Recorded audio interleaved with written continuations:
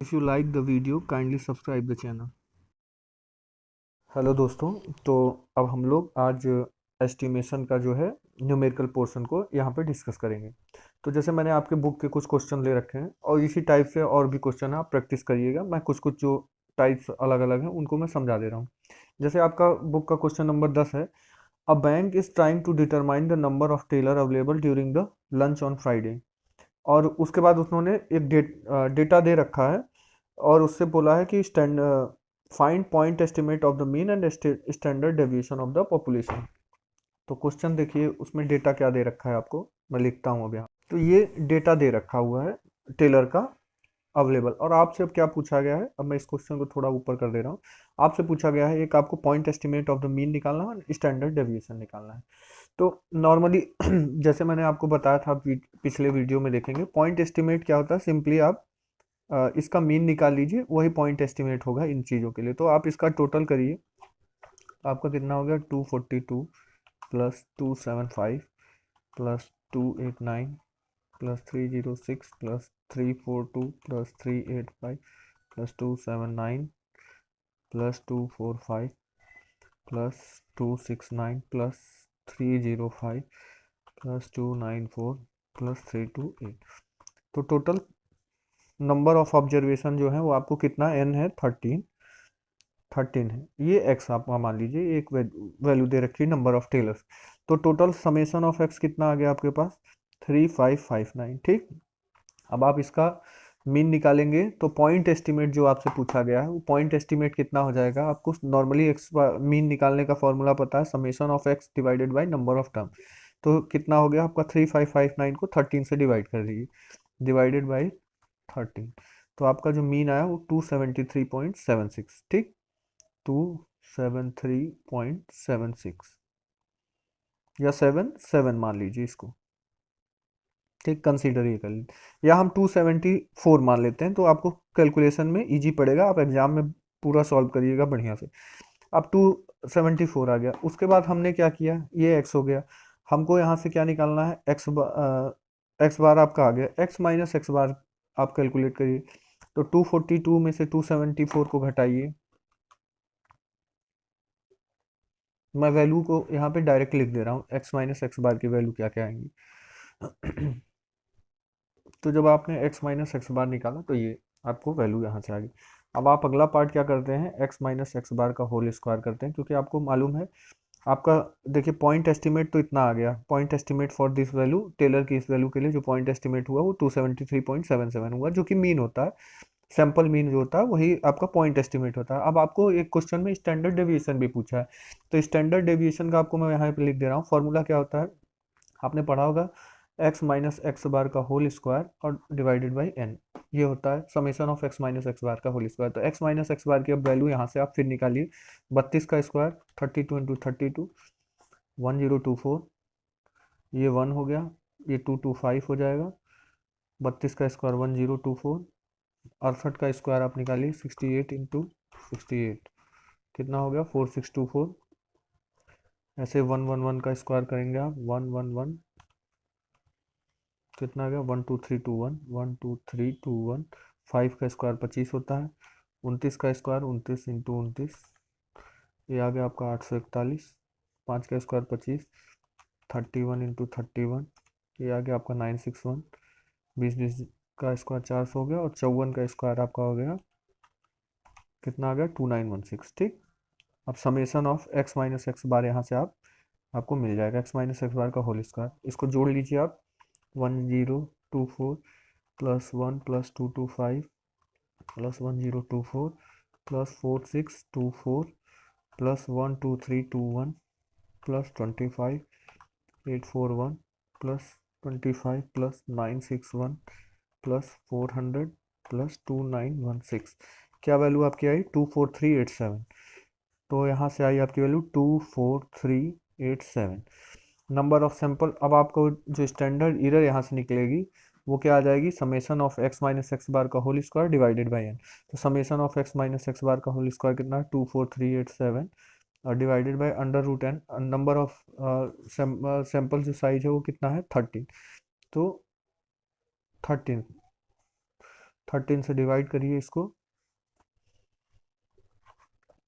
तो इसकी वैल्यू आ जाएगी, ये एस स्क्वायर की वैल्यू आती है, तो एस की वैल्यू आएगी आपकी, एस की वैल्यू आपकी आएगी, आप इसको डिवाइड करिए, divided by 13 is equal to कितना आ गया 1875, ये यहाँ से आपकी वैल्यू आई 1875.92, और आप जब इसका अंडर रूट निकालेंगे तो आपकी वैल्यू आ जाएगी 43.31। तो आपका जो स्टैंडर्ड डेविएशन वो आएगा, वो कितना आएगा 43.31। ठीक, तो आपको ऐसे क्वेश्चन आएगा। और तो यहाँ से आपका स्टैंडर्ड डेविएशन ये हो गया 43.31, and point estimate for this teller की इस वैल्यू के लिए जो पॉइंट एस्टिमेट हुआ वो आपका कितना आया 273.77। अब अगला क्वेश्चन देखते हैं। यहाँ पे एक गलती हो गई, n-1 होता है, आप देखिएगा पीछे लेक्चर में, n-1 मतलब यहाँ 12 से डिवाइड आपको करना है।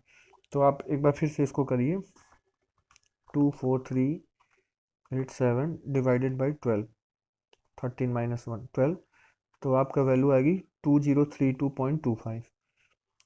तो एस स्क्वायर की वैल्यू जो आएगी वो कितनी आएगी आपकी 2032.25। इसका अंडर रूट आप निकालेंगे तो आपका आएगा 45.08, 45.08। तो आपका जो स्टैंड डेविएशन होगा वो 45.08 ये आएगा।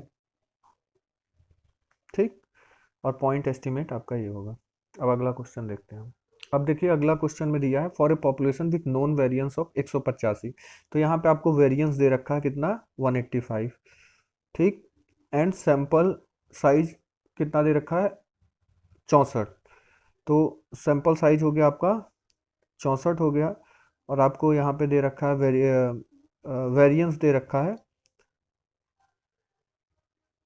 तो कितना दे रखा है 185। ये आपका आ गया क्या है वेरिएंस है स्टैंडर्ड। और यहाँ पे दिया है क्या है least to 217 as an estimate of mean, x bar दे रखा है 217। ठीक, find standard error, establish an interval estimate that include population means of 68.3% of time.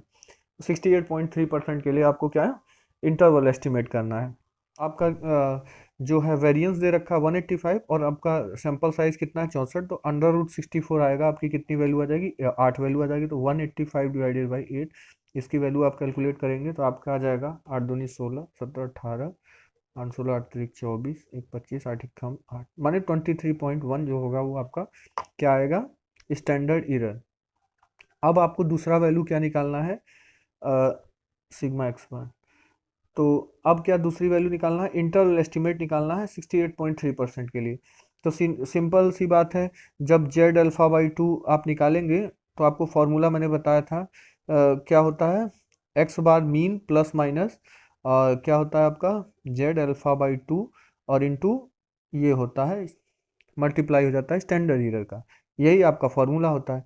अब इस फॉर्मूले को के लिए आपको 68.3 के लिए निकालना है, तो आपको प्रोबेबिलिटी टेबल से 68.3 के लिए क्या प्रोबेबिलिटी होगी, तो देखिए 68.3 को 2 से डिवाइड कर दीजिए, क्योंकि आपको पता है मीन के आधा इधर होते ही आधा इधर वैल्यू होती है, तो आपका 34.15% आया एक तरफ, तो इसको आप लिख सकते हैं 0.3415। तो आपको हो सकता है वैल्यू दे दी जाए प्रोबेबिलिटी टेबल, और नहीं दी जाएगी तो आप प्रोबेबिलिटी टेबल में 0.3415 खोजिए कहाँ पे है। तो आप देखिए 0.3415 यहाँ पे आ रही 1 पे आ रही फर्स्ट स्टैंडर्ड डेविएशन। तो आपको कुछ नहीं करना है, जेड अल्फा बाई 2 की वैल्यू कितनी हो गई 1 हो गई, तो सीधे सीधे आपका मीन कहाँ दिया था, मीन आपको दे रखा है 217, और इंटरवल तो एक प्लस में आएगा जिसको आप यूसीएल कहते हैं, और दूसरा क्या होता है एलसीएल। तो यूसीएल कितना होगा 217 प्लस ये इसकी वैल्यू 1 हो गई 68.3% के लिए, तो 1 इंटू और आपका कितना आया था स्टैंडर्ड एरर 23.1, 23.1। तो आपकी पहली वैल्यू जो यूसीएल आई वो कितना हो गई 217 plus 23.1 that is equal to 240.1। तो यूसीएल जो आई आपकी वो आ गई 240.1। ऐसे आप एलसीएल निकालेंगे तो इसमें से आप 23.1 घटा दीजिए, वो आपका एलसीएल आ जाएगा 217 माइनस 23.1 इज इक्वल टू 193.9, 193.9। तो ये दो वैल्यू आ गई। तो आपका जो इंटरवल एस्टिमेट करना था वो कितने के बीच, 68.3% के चांसेस क्या है वो आपका इसी में लाई करेगा, 193.9 से लेकर 240.1। ठीक, अब अगला क्वेश्चन देखते हैं। अब अगला क्वेश्चन दिया है, for a population known to have standard deviation of 1.4। तो आपको स्टैंडर्ड डेविएशन दे रखा है कितना, 1.4 दे रखा है, और सैंपल ऑफ 60 दे रखा है। Number of size of sample कितना है, 60 इंडिविजुअल टेकन। उसके बाद लिखा mean of sample found to be 6.2%। तो मीन कितना दे रखा है, x bar is equal to दे रखा है 6.2।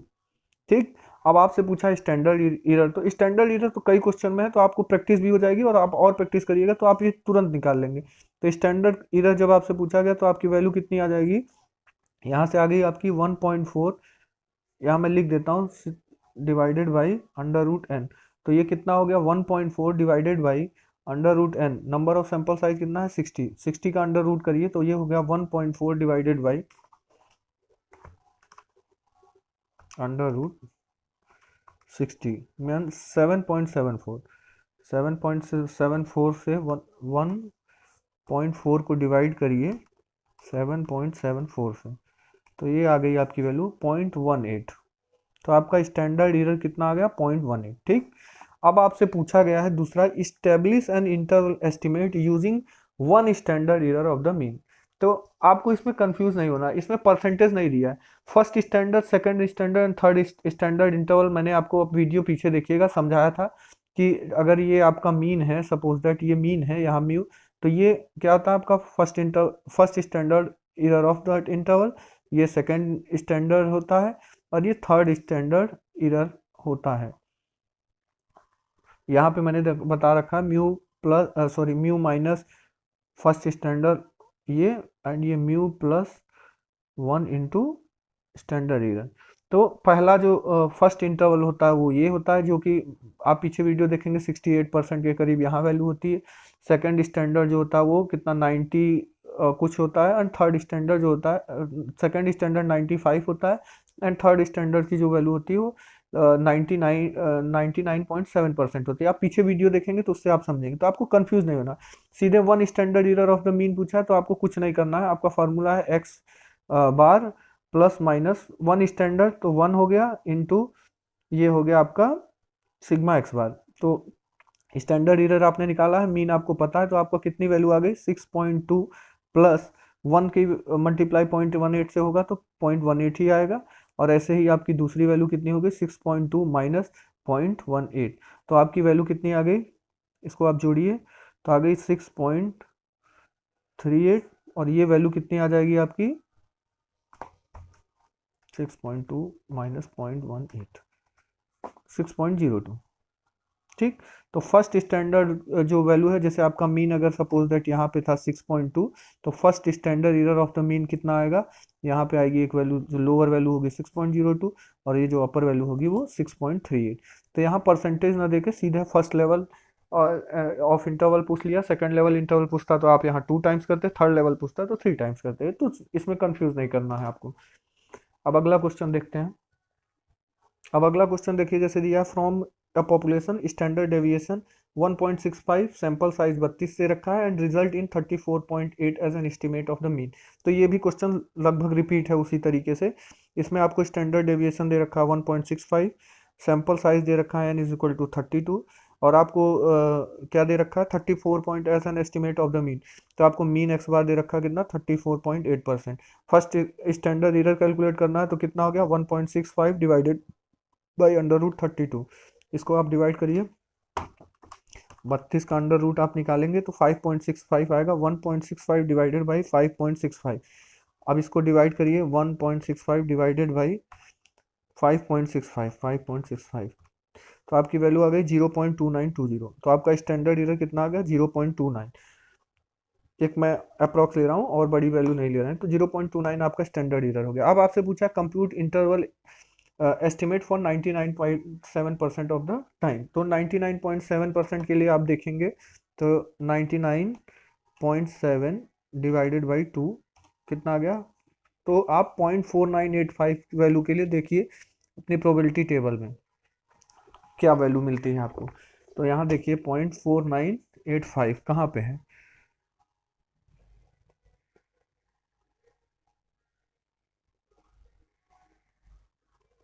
ये देखिए 0.4985 आ रहा है आपकी वैल्यू, आपको दिख नहीं रहा है, यहाँ पे है आ रही है 0.4985, 2.9 और यहाँ 0.06, तो 2.96 के लिए ये वैल्यू आपको यहाँ देखिए 0.4985 है।